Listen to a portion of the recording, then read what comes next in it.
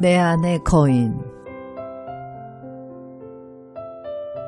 4살 무렵 화장하는 엄마를 겨우 졸라 처음 들어간 극장에서 또순이란 영화를 봤다. 억척스레 역경을 이겨낸 여자 주인공의 성공 신화였다. 그런데 영화가 절정을 향해 달려갈 때쯤 나는 자리에서 벌떡 일어나 이렇게 외치고 말았다. 나 또순이 할래. 순간 극장 안은 웃음바다가 되었다. 보이지 않는 어둠 속이지만 그때 알았다. 사람들에게 웃음을 주는 게 얼마나 신나는 일인지를. 엄마는 그날 이후 나를 코 흘리게 시한 폭탄으로 여기셨지만 나는 거인이 된 것 같은 기분이었다. 학교를 들어가면서 또순이란 이름은 잊혀졌다. 하지만 아직도 내 안에 또순이가 살아있다는 걸 느낀다. 또순이가 뭔가 어떤 실패에도 포기하지 않고 다시 우뚝 일어서는 오뚜기가 아니던가. 7년 전 오디션에서 7.8기 끝에 DJ가 되었을 때도 사람들은 나를 도전 마니아라 불렀다. 자작곡 철부지란 노래 가사도 그렇게 만들어졌다. 사람들은 말하지 나의 값을 하라고. 사람들은 말하지 철 좀 들라고. 나의 값 하면 안 늙니? 철 들면 안 녹으니. 세상 모를 뿐 난 철부지. 여태 지지고 볶으며 살아보니 알 것도 같다.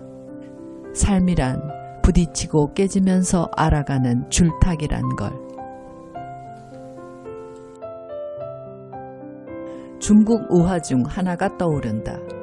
어떤 왕에게 평소 자식처럼 총애하던 두 신하가 있었다.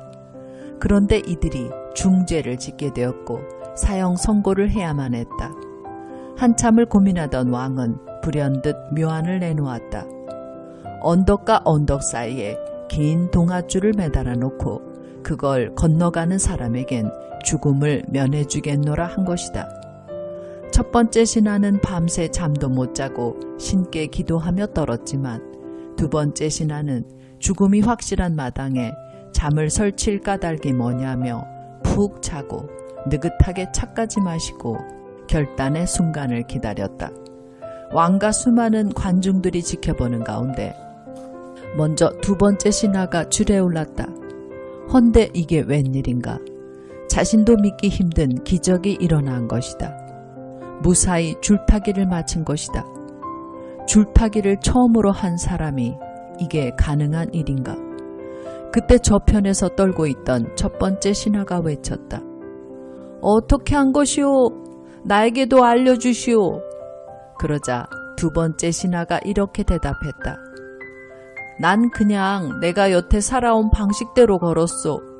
어느 한쪽으로 치우치지 않게 왼쪽 오른쪽을 오가며 중심을 잡았을 뿐이요. 하지만 이건 수많은 체험으로 얻은 요령이지 하루아침에 체득되는 건 아니오. 그대도 나와 같았다면 할 수 있을 것이오. 이 우화처럼 삶은 정답이 따로 있는 게 아니라 그때그때 파도를 타듯 흥겨운 광대가 되란 뜻 아닐까?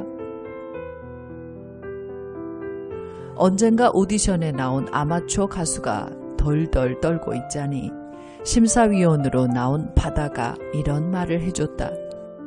우린 다 먼지 같은 존재인데 먼지가 어떻게 논들 무슨 상관이냐고 말이다. 난 그때 무릎을 쳤다. 바다란 친구도 두려움을 관통했구나 하고.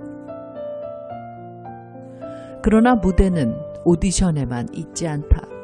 매 순간의 일상이 오디션이다. 누군가 내 약점을 공격할까봐 두렵지 않던가. 그것밖에 못하냐고 비웃을까봐 눈치 보지 않던가. 하지만 타인들의 평가는 추풍 낙엽처럼 지나가면 그뿐이다. 남는 건 시행착오를 거쳐 익히게 된 내 실력뿐이다.